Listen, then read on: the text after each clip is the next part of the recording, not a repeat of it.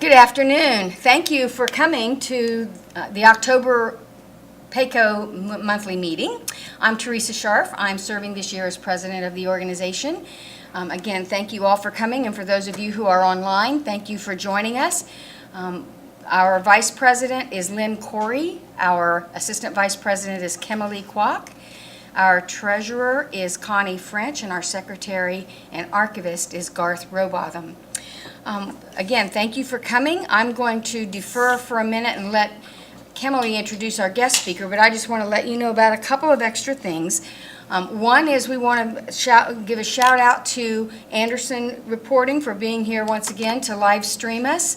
Thanks so much. That's a great service, and we are so grateful for what you do for us. Also, a great shout out to Andy Keck and Profile Discovery for providing lunch for those of you who are here today. For those of you who are not, you're missing out. It's really good. But thank you to our sponsors, all of our sponsors, who help make PACO such a successful organization and supporting us in what we do to reach paralegals across the Central Ohio area. Remember that we are also with your membership to PACO, you're also an associate member of the Columbus Bar Association, and you are a member of the National Federation of Paralegal Associations. If you've been reading our weekly newsletters, which I trust you have, please let me know if you haven't or if you're not getting them, and we will make sure that whatever adjustments need to be made will be made. Our primary and secondary NFPA representatives who serve as liaison between PACO and the NFPA are leaving next week? Yeah, next week to go to Seattle for the annual convention. So Brittany Hayes and Callie Kessler will be representing us. If you have any questions, please be sure to contact them and pose your questions and see what they can help you, and if you have any other concerns that you'd like to raise. So speaking of the messages that have gone out, you saw and participated in the last month with our election to change and amend the bylaws, the PACO Constitution. Thank you. Those changes were approved by the membership. And so to comport with that, we're gonna do a couple of things that I need to let you know about, and you'll be reading about it in the weekly messages as well. We, as you know from reading the information and approving it, we are changing the election process for officers. So instead of every 2 years, everyone will still be on a 2-year term, but instead of electing all the board members every 2 years at the same time, we are going to divide that up. So on even numbered years, i.e. 2018, would be the vice president, the treasurer, and the president-elect. And then on odd-numbered years will be the president, the assistant vice president, and the secretary. We've made that change because we've found that electing all of the officers new at the same time leaves us without an influx of past experience to help us function more smoothly and knowledgeably for your benefit.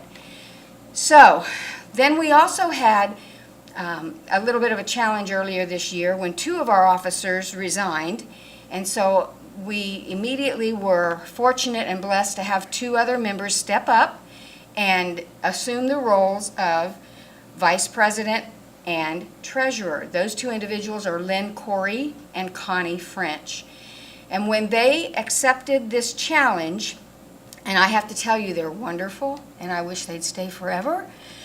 But when they accepted the challenge, they indicated that they were not interested in serving for any longer than absolutely necessary. So we are going to issue a special election. And you'll see some more information, more details about this coming up in the weekly email blasts and on our website.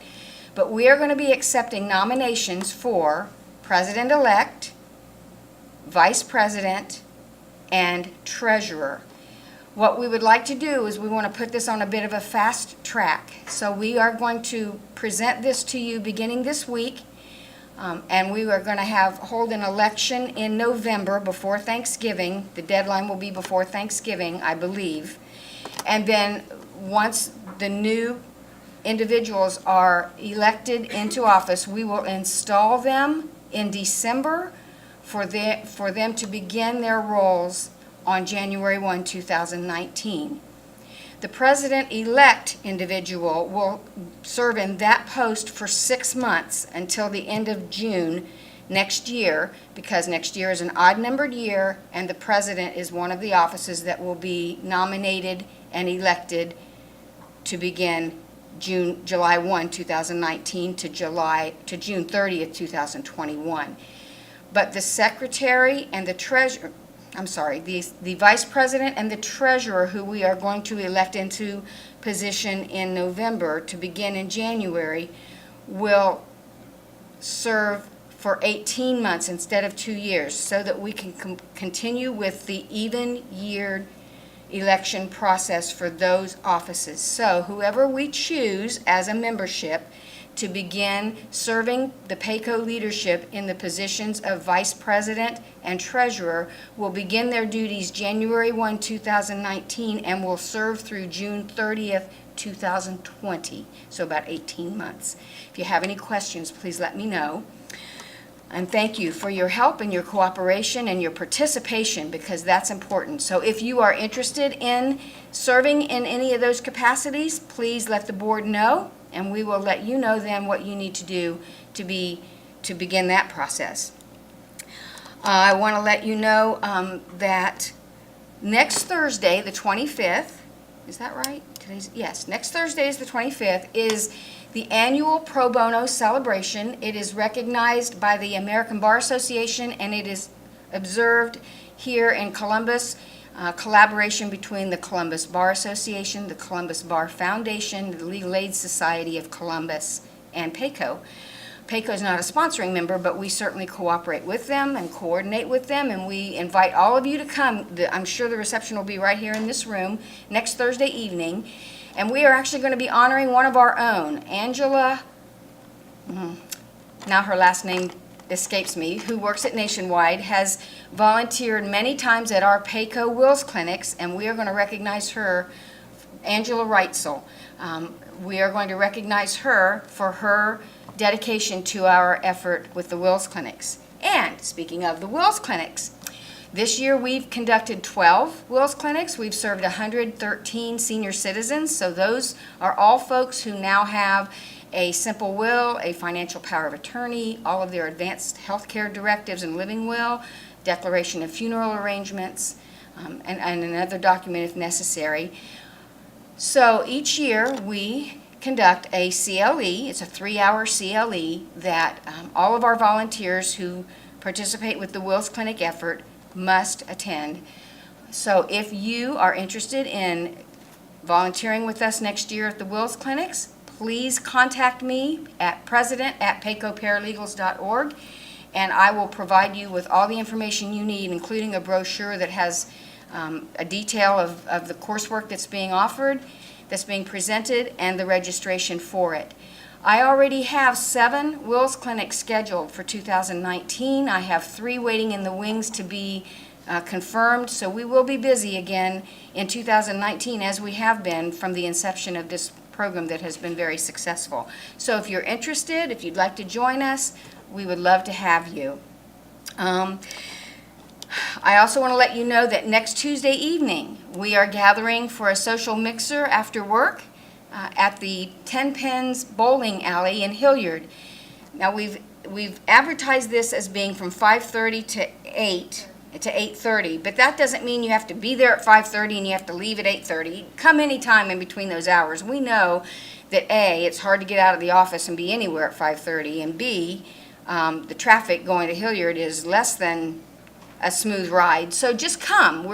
You will be treated with pizza and 2 free games of bowling, and you can try your hand at bocce ball and just fellowship and have a good time with other paralegals, and I hope that you will come. Kimberly has done a great job of putting this together.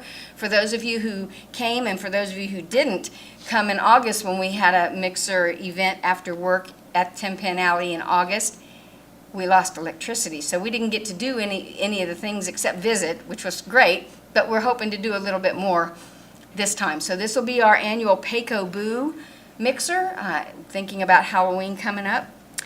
And the last thing I want to share with you is you are receiving 1 hour of CLE for today's presentation. Kimberly has the certificates and we'll get those to you.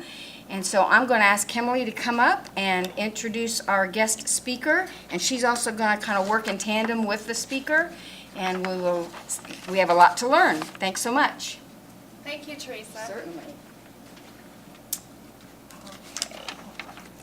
Teresa, do you have? Sorry, excuse me. Oh, yeah, you have that. I have that. Sorry about that. So today we have a special guest, and she's actually my manager for my work. Her name is Julie Swan, and she's the Legal Services Manager of American Family Insurance at our legal office in Columbus. She recruits, trains, and develops paralegals and legal assistants, attends mediations, final pretrials, manages office projects, including all incoming lawsuits, and handles all corporate administrative duties for the office. Julie Swan has an Associate of Applied Science degree from Sinclair Community College, and she actually is getting a degree from Franklin University right now with a Bachelor of Business Administration. She's expected to graduate in May of 2019. Julie has been a paralegal for 27 years with experience in nearly every area of law. In her free time, she is the director of Stockings for Seniors in Knox County, which is a nonprofit organization providing filled Christmas stockings to low-income homebound elderly. So right now, I would like to introduce to you Julie Swan. She will be talking about the lien fundamentals for the office and explain to you how lien can be very beneficial to the legal environment.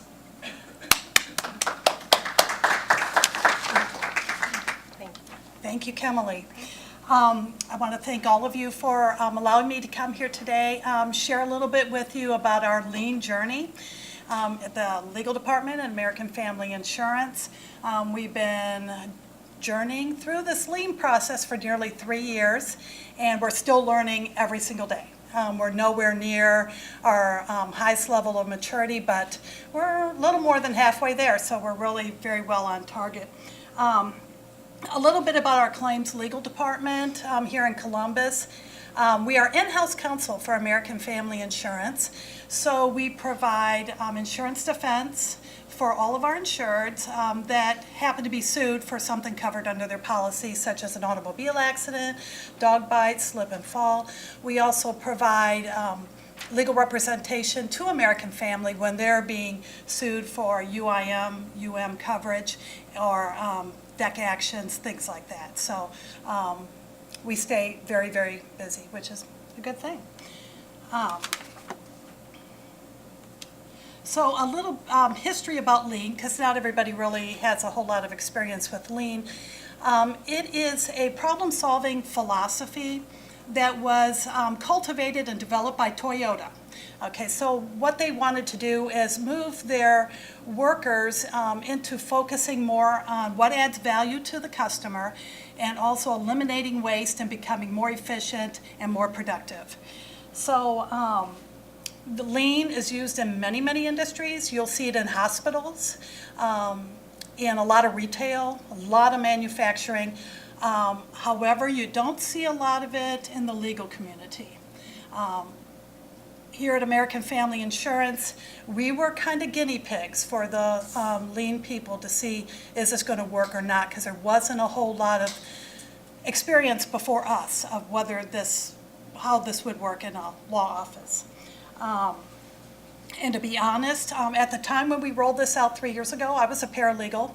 I was invited to be on the lien team. So the office has a team Every legal office, we got 16 offices across the United States, and every office had a team of the 2 managers in the office, a managing attorney, the legal services manager, a paralegal, legal assistant, and an attorney. And so they would go up to Madison NHQ and get trained in the different lien philosophies, come back into the offices, and train up everybody else. Like Emily said in my introduction, I have many years of various experience in law offices, so when they floated out this idea and what this was about, I was highly skeptical. I thought there is no way this is going to work, especially in a civil litigation defense law firm where we are very reactionary. We have to sit and wait to get sued before we can even do anything. And then how are we going to control our processes, right? Because we're dealing with all these different plaintiffs' counsel who are not cooperating all the time with what we would like them to do. Every different court system has their own different processes. How were we going to control that? So I was, again, very skeptical. How are we going to make this work? How are we going to have much control over our own processes to eliminate waste and become more efficient? However, across the board in all sorts of industries, they do see that when they bring in lean processes, they are becoming 40% more efficient in what they do. So that's why American Family was like, yeah, let's take a good look at this. Maybe this can work in our legal offices. So again, we were kind of the guinea pigs for lean to see if this was even going to work. Lean tools.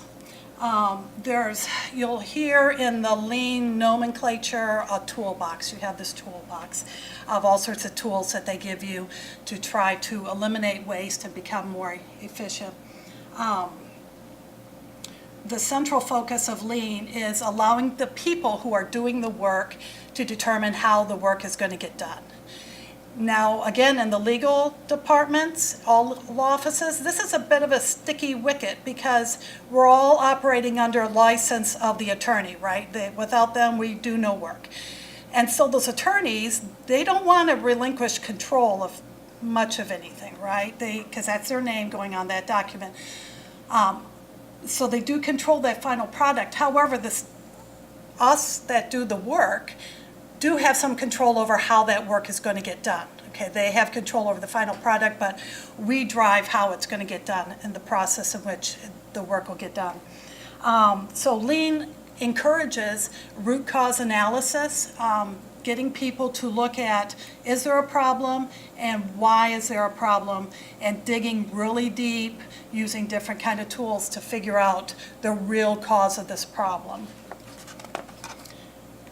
There's basically in the lean processes 8 different kind of waste. For the law office, there's really 7. We kind of eliminate one because it's just not practical. So this slide here kind of talks about just simple errors in the way the documents are prepared. Okay, so trying to do top quality work at the very beginning is critical to eliminating waste.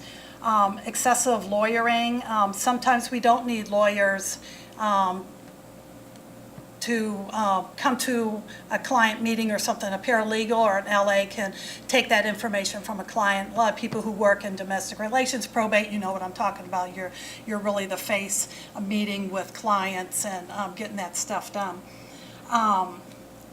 The over-processing, a lot of times A+ work isn't required. B will do. It doesn't have to be absolutely perfect. Trying to get that perfection is going to be a waste of time. Again, attorneys are going to be kind of a little bit of pushback there, but sometimes we just need to get it out the door, okay? Motion, doing too much back and forth. And we had a problem of that in our office, too many back and forths between attorneys and support staff. And then that goes right into waiting, right? Waiting for that attorney to approve whatever it is and getting them moving. So that was another thing we were trying to tackle. Overproduction. that is a big one, especially in the law offices, of allowing people to work up to their license, okay? We don't want attorneys doing things that's way below their skill set. We don't want paralegals doing things that are below their skill set. So we try to get everybody working as high as they can up to their license so that they're providing their skills, their expertise, and providing quality to the product to go out the door. And then some things are just like organization and just how you organize the office, making things flow right, just organizing your desk or moving files closer to you so you don't have to run after files, simple things like that. Now, Lean is people-focused, so we're relying on people. We're trusting people are going to do what they're supposed to be doing. We're developing people so they can work up to their license. We're respecting people, respecting people's ideas about how maybe something can be done better. And then challenging people to come forth with those ideas. I always encourage my people, just say it, whatever it is, just say it. It might sound absolutely crazy, nutty, but that, what you say may spark an idea in somebody else's head, and then we can build on that idea and we can come up with something really pretty cool that can maybe help us all do our jobs easier, quicker, more efficient. Lean is also process focused, okay, so we're we focus on processing the development of people, developing processes. We have a lot of standard work, okay? We have a lot of job aids that tell us how to do our work. We also want to help people learn how to be good problem solvers. There's a huge saying, you'll hear it all the time in the Lean offices, and it's about what, Kimberly? It's about the process, Not the people. That's right. So we focus on the process, not the people, okay? So a lot of times when you're trying to fix a problem, what are we doing? We're talking about people, okay? We try to take that personal people part out of there and just talk about the actual physical process of getting the work done. So the various tools, and again, this is going to be a very high level. Like I said, we've been doing this for 3 years. We're still learning. They're still giving us additional training. So the presentation here today is really to kind of get you curious about what this Lean thing is and maybe help you to investigate on your own and see if you can use something in your own personal life or in your law offices, some of these Lean tools.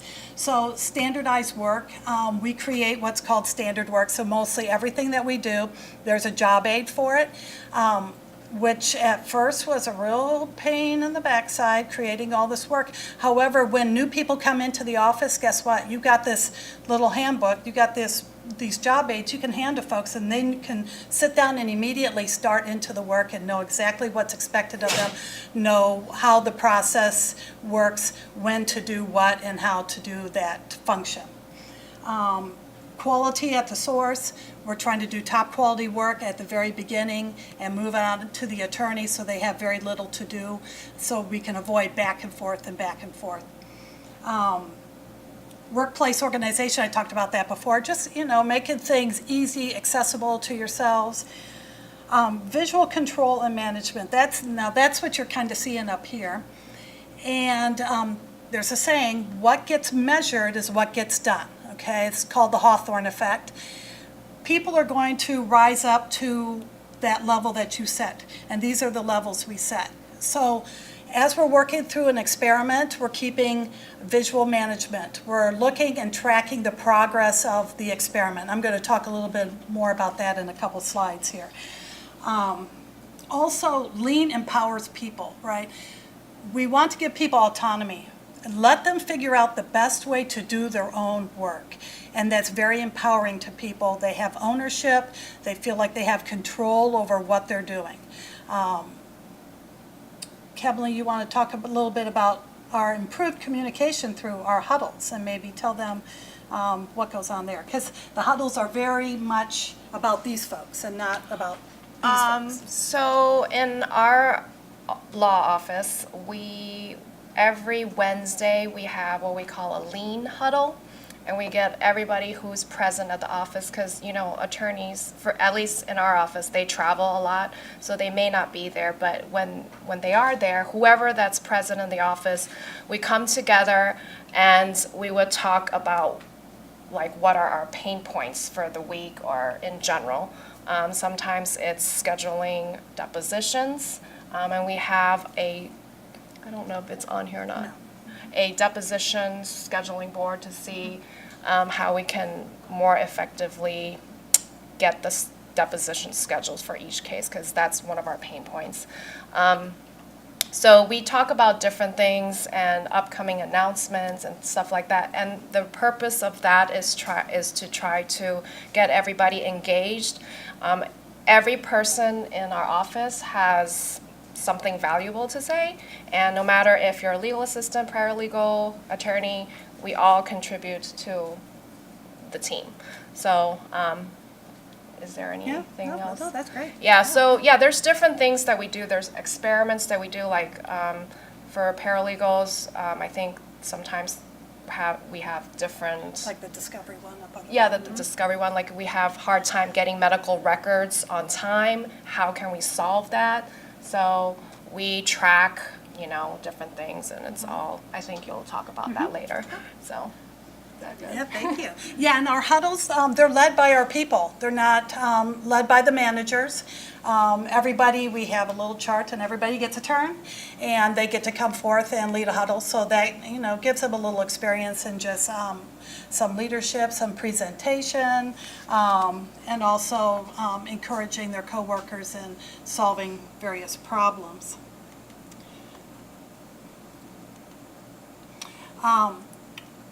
So when we get started into the lean process, we kind of take a step back and look at, we all have problems, okay, and we try to solve the problems, but why don't they stay solved? First off, we're not always seeing what's actually happening with the process. We think we know how to fix the problem without really figuring out what's causing the problem. Doing root cause analysis and confirming that we really know what the problem is. The problem we think only has one cause, and it could have several causes. We also don't engage the people closest to the work to figure out what the problem is and how to solve the problem. We also lack just some general methodology for how to solve a problem. Lean uses a lot of just scientific problem solving, and you'll see that as we go on here. We also don't develop management skills to make sure that if we think we've solved the problem, keeping it solved, and then checking it again and see, is it solved, or did something new come up? A lot of times when you lower the water, you think you've solved a problem. All you do is expose more problems, right? You see more rocks, and now we've got more problems to solve, and that's what lean is all about. We just keep digging down and down and down. Sometimes it's a little annoying because we're like, we thought we had this solved. No, something new came up, but that's okay because we're going to keep fixing problems. So what I thought I would do was just kind of walk you through one of our experiments. When we started initially with lean, we were extremely aggressive. We were very excited about these new tools. We started off with 7 different experiments in our office. We tackled 7 different problems, and that was craziness, wasn't it? We should have only maybe done 2 or 3, but, you know, we thought we could handle this, and we did, pretty much. So the company set out a target for us to reduce cycle time, how much time it takes to complete the processing of a lawsuit, by 20%. So in order to do that, we had to look at capacity in our office where we thought we could speed up the process. Now again, we're defense, right? And so we don't have a lot of control over some things. So we had to look and see where we thought little pieces of the process we can maybe control. We also wanted to increase our in-house retention to 70%. A lot of times we have to send files out, usually for conflict of interest, or maybe we just don't have the capacity to handle another file, so we send it to outside counsel. So the company wanted us to keep at least 70% of our own files. Also improve customer satisfaction and reduce expenses and improve file quality. So that was quite a lot the company was asking us to do. So when we went to go start to run an experiment, again, we kind of use a scientific process. We look at developing a theory. What's our problem? okay? And how do we think we can fix it? Then we create a plan, and we test that plan. Then we observe it through some of that visual management I was showing you before, and then we're checking it. Is it working? Is it not working? And then we're going to act. We're either going to abandon the process, we're going to adjust the process, or we're going to adopt it. We're going to say, yeah, this is working for us. This is going to be our new process. So this here is what's called our current state map. Okay, so this looks real, yeah, that's kind of the look we got when we brought it back to the office. People are like, no, I can't do this. But what this does, it tells the story of our file, right? So we get a file in, it comes from NHQ, and comes into the file setup. That's when the LAs get involved. They set up the file in our systems, and then we create our answer. Discovery goes out the door, discovery comes in the door. So we have the answer going out, and then discovery coming back and forth all at the same time. And then in the middle there, you can see a whole lot. Anybody who does any kind of litigation knows there's a whole lot going on all at one time. It's not linear, right? The file don't come in. You do this, this, this, this. Kind of manufacturing, that's what happens. But for lien, this was a big challenge because law firms don't operate that way.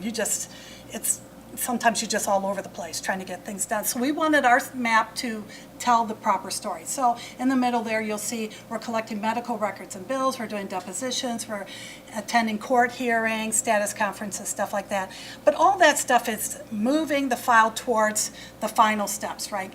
Going to an expert, if that's what we need, then going to some sort of settlement process, arbitration, mediation, going to trial, and then finally closing the file. At the top, you'll see, as a crown, it's the client, because they're number one, right? And then you'll see all those lines. It's how everything affects the client.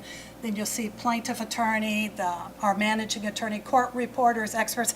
These are all people we deal with, and then we mapped out how we deal with these people and how they affect our different processes. So you can see from a law firm, there's a lot going on and a lot of processes that we were going to struggle to try to have any kind of effect on.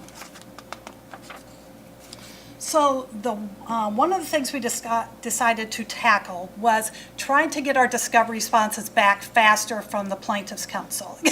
Yeah, I see chuckles. Again, we don't have a lot of control or anything, but if we can maybe control this process, maybe we can speed up our cycle time. So we thought we could decrease the cycle time if we could get our discovery responses back faster. So the first thing we did was we had to see what time it was taking. It was taking about 105 days to get discovery responses back. Now, civil rules say what? 28, but yeah. Sometimes it's taken as much as a year, 365 days to get discovery responses back, okay? So, but the average was about 105, and that's just really a little too long. So we thought that if we create this lovely little letter here, which we call our initial discovery letter, we wanted to kind of change the tone of litigation a little bit and also educate. So we're saying, hey, yeah, thank you for suing us. Here's our answer. By the way, in order for us to value your claim and try to get you money faster, right? Because plaintiffs' counsel, they need money. They got to pay the rent and pay staff. I would assume they want money as fast as they can. In order for us to do this, we need these things from you, okay? Of course, these are all outlined in discovery, right? But in our letter, we're saying it's important that we get these things from you. Also, these authorizations, okay? So, we started an experiment. We're going to send out our discovery with this letter and see, does it work? Does it make a difference? Also, we had some conflicts in the office. We had some attorneys that really don't like to use motion to compel. We have some attorneys that are perfectly fine with using a motion to compel. So in order to empower the people, right, make everybody feel like they have some say in how we do this process, we decided to run 2 parallel experiments. One where the discovery went out with the letter, and then after a certain period of time, a first letter went out and said, hey, we'd like to have your discovery responses back. Then the second letter, a couple weeks later, going, hey, we still ain't got them. If we don't have them in 15 days, we're going to file a motion to compel. And then if we don't have them, file a motion to compel and just go on. The other group of folks really didn't like the motion to compel, so they wanted various phone calls and emails in between all these kind of the process, the first process. So again, you got to let people kind of figure things out, right? Is it going to work? Is it not going to work? And we certainly don't want to tell people that's never going to work, because maybe it will, right? I think that process is never going to work, but if we do the experiment, we watch the experiment, we collect the data, it might. Well, in this case it didn't, but that's okay. We did, like I said, we use visual management to track everything. That helps us to see, is the process working? Is it not working? Okay, do we need to adjust? And also you'll see in our visual management that we used symbols, very easy to recognize symbols, so anybody could walk up to the board and go, yeah, that's working, yeah, that's not, okay? Or be able to see the gaps in the process. So here was our visual management, so you can see experiment 1A, experiment 1B, and just by looking at that board, the discovery that came back within less than 45 days with that discovery letter has a little triangle. If a first letter went out and the discovery came back on that first letter, that reminder letter, that was a star. And then you can see all down our little ledger there. So just by looking at that, which experiment's working? 1A, right? Yeah. So anybody, you guys could have walked into our office and said, yeah, that's working, yeah, that's not. So that was very powerful in our office, because the people that were very much wanting 1B, they could just see. I mean, it wasn't us saying, no, it's not going to work. It didn't have nothing to do about anybody's feelings. It wasn't about the people. It was about the process, yes, yeah. And that's visual management, we use it a lot, because again, what gets counted does get done. And then everybody can see, maybe the process is no longer working for some reason, and we can go in there and adjust it. So what was the results of this experiment? We now get our discovery back in about 60 days. Yeah, and I really truly believe as we kind of changed the tone and we educated. When we're dealing like with K&R or some of these Scott Shift and those kind of folks, they know what they're doing. But a lot of times you get plaintiffs' counsels that don't do a lot of plaintiff work. They do other stuff, but they're doing this for a buddy or helping out. And they don't really understand the importance of why we need this information, so that we can value the file, we can get authority from NHQ, and we can try to get you an offer as quick as possible. So the letter really helped to educate the plaintiff's bar as to why we need this information. So that worked. We were very happy that worked. Again, throughout the process, you'll hear in lien, PDCA. We PDCA everything, okay? So what does that mean? After we've figured out maybe what our problem is, then we plan. Plan is we're going to figure out a new way to do this process. Then we're going to do it. We're going to do the experiment. We're going to run this new process, see if it works. Then we're going to check it along the way with that visual management I showed you before. And then we're going to act. We're going to adjust it. We're going to adopt it. Or sometimes there's been a couple things we've just abandoned. We said, this ain't going to work, and we just, you want to fail quickly, right? Lien tells us to fail as quick as possible. There's a lot to learn in failure, so we encourage whatever it is, let's go ahead and give it a shot, because we don't know if it's going to work or not. And if we failed, great, because now we know what doesn't work, and that's just as important, if not more important, than knowing what does work. So what did we learn through our lien journey so far? That it's best to engage the people closest to the work to figure out what the problems are and how to solve them. Okay, not management, not attorneys figuring out paralegal processes or legal assistant processes, and not vice versa, right? Let the people doing the work figure out the best way to get the work done. Also, the way I do my work affects other people in the office. That was huge.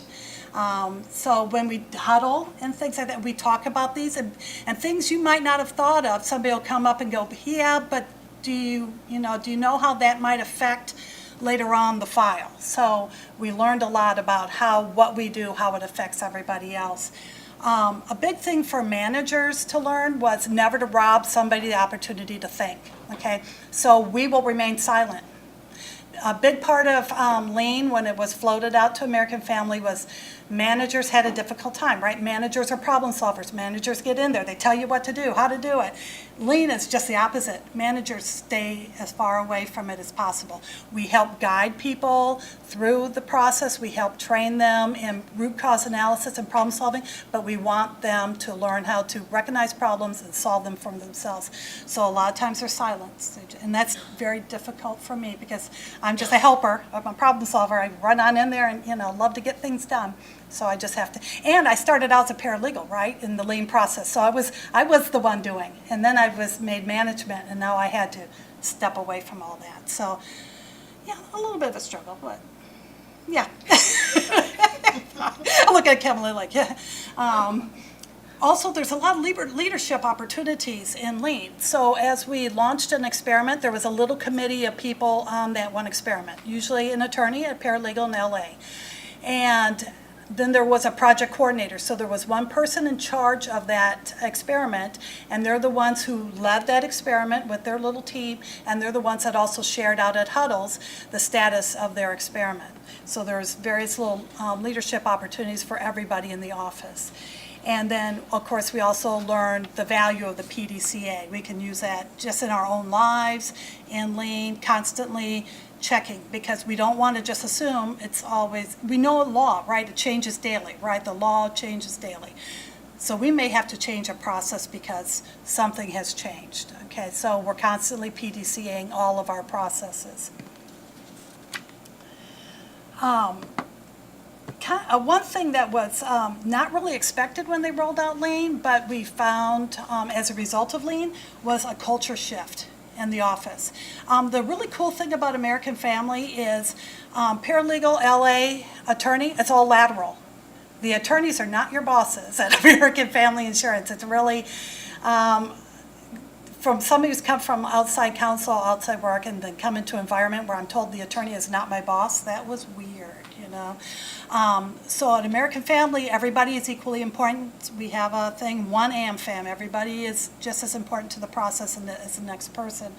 So there was a big culture shift with Lean, where everybody got to play, right? Everybody got to be a part of figuring out a new process. And different team members worked with different people, so there was a lot more collaboration in the office about how to get things done. Kimberly talked earlier about the communication and the weekly huddles.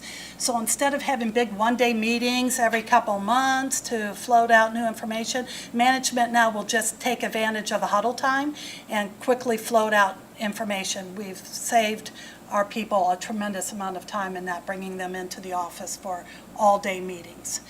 Also, we have little impromptu huddles, so the LAs may discover that they've learned a little new trick or they're having a challenge.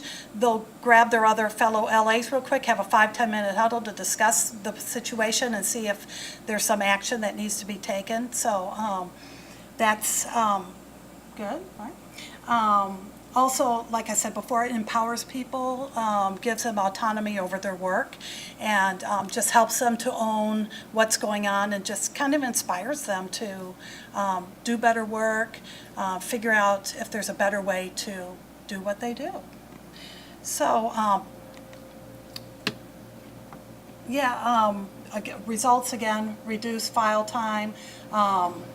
We've taken our file time from 425 down to 350 days. So that was a huge. Our file retention is about 98% we keep in-house.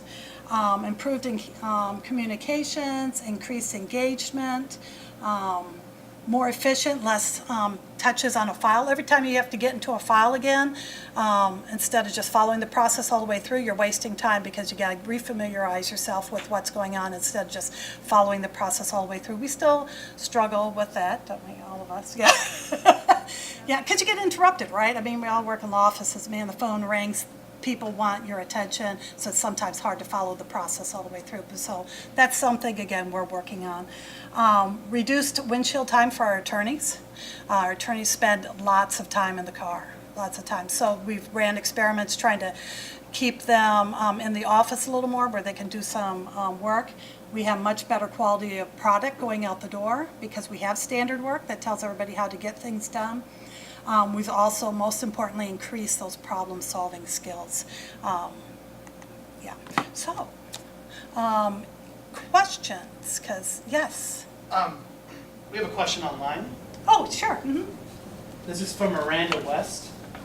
How were you able to get folks to make lean a priority?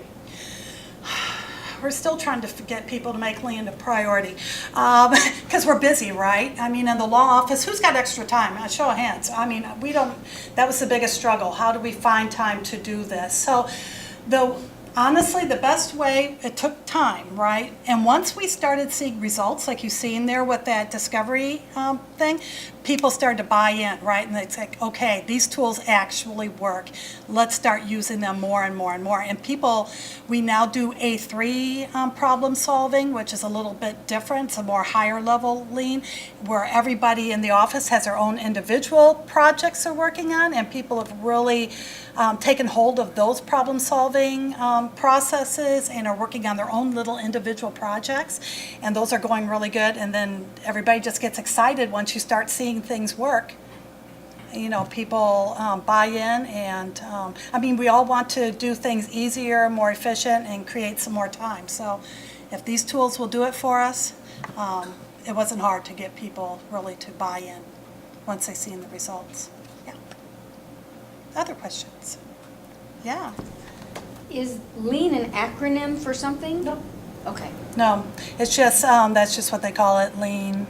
You'll hear it called Lean Six Sigma. That's a little more in the manufacturing because you're trying to get the error rate of, let's say, making brake parts, right, down to 99.996, you know, so you don't have so much waste and you don't have money going out the door.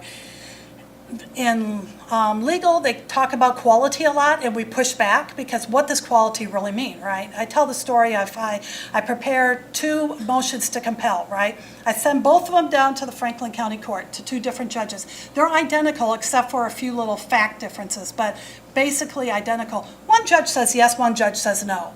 I mean, okay, so was there a quality problem there? No. It's our jobs, our product is very subjective.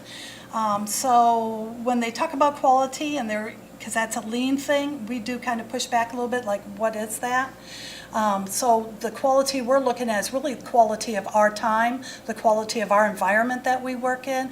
Do we have more time? Are we able to do better work because we're given the time, because we've captured that time? Are things working more efficiently? You know, for us, it's a little more of a feeling thing. We don't have a whole lot of metrics to show that, except for like cycle time, or we can see discovery coming back faster, some of those things.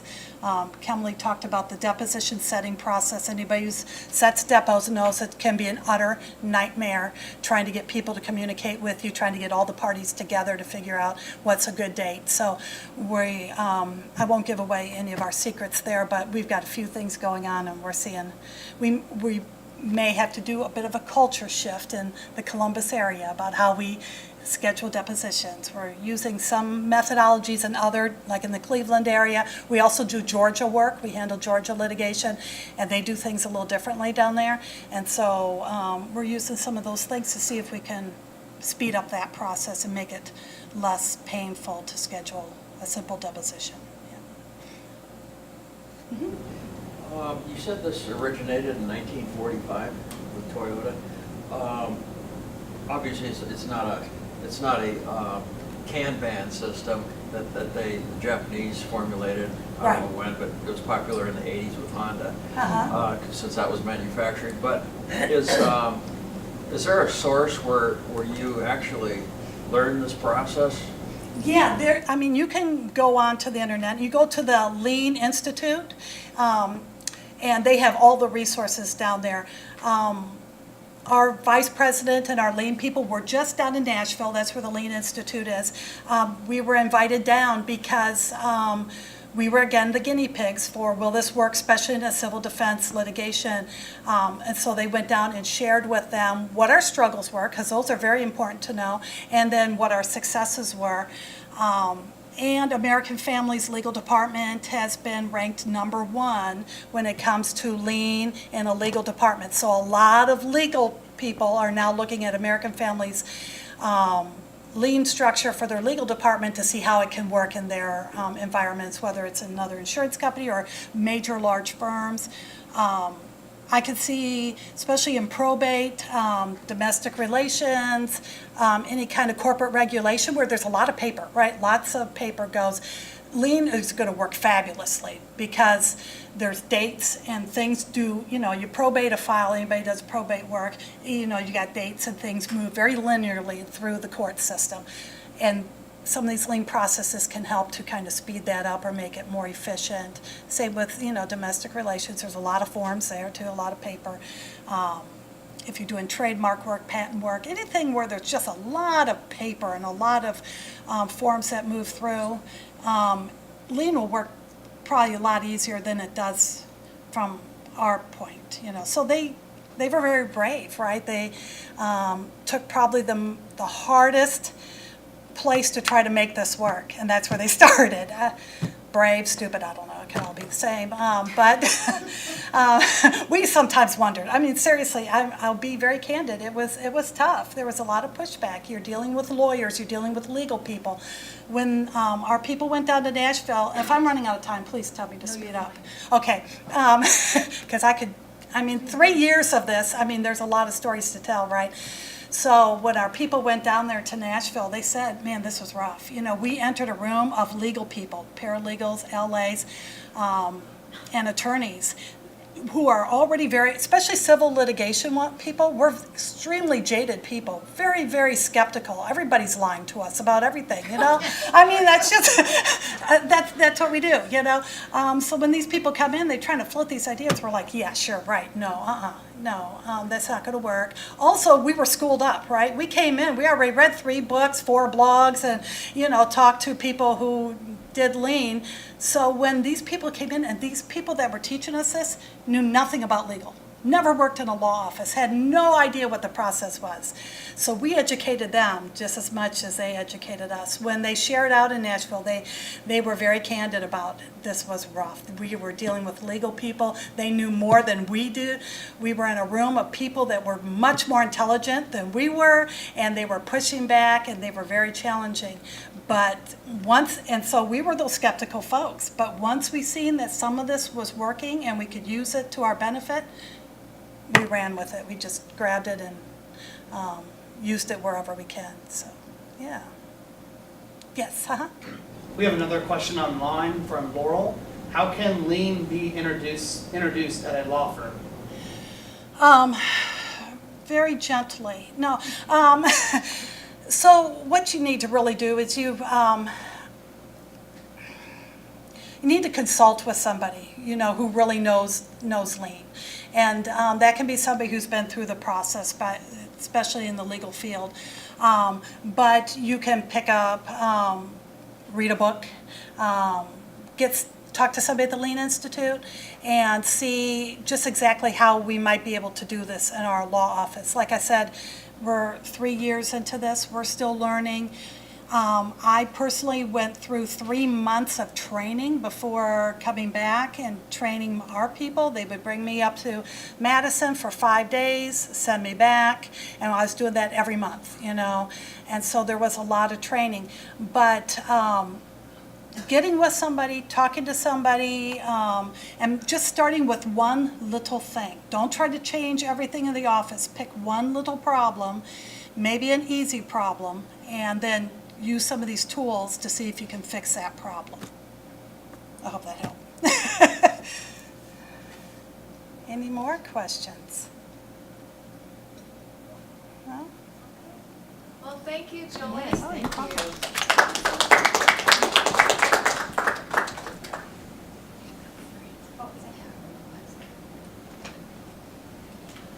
That was terrific. I think we all learned a little something. I know I did. I presume that you did.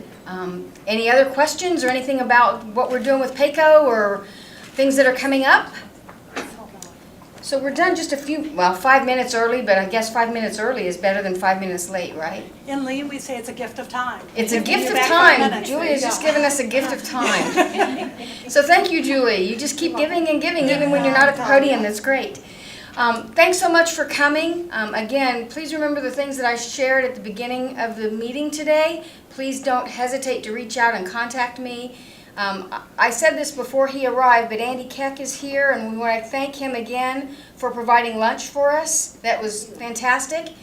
We appreciate it. We appreciate you and everything that you do at Profile. And thanks so much for coming. Thanks again to Anderson, for the guys here who have broadcast this to those who are sitting at their desks. And I hope you all picked up a lot of good things. If you have any questions, please let us know. Have a great afternoon.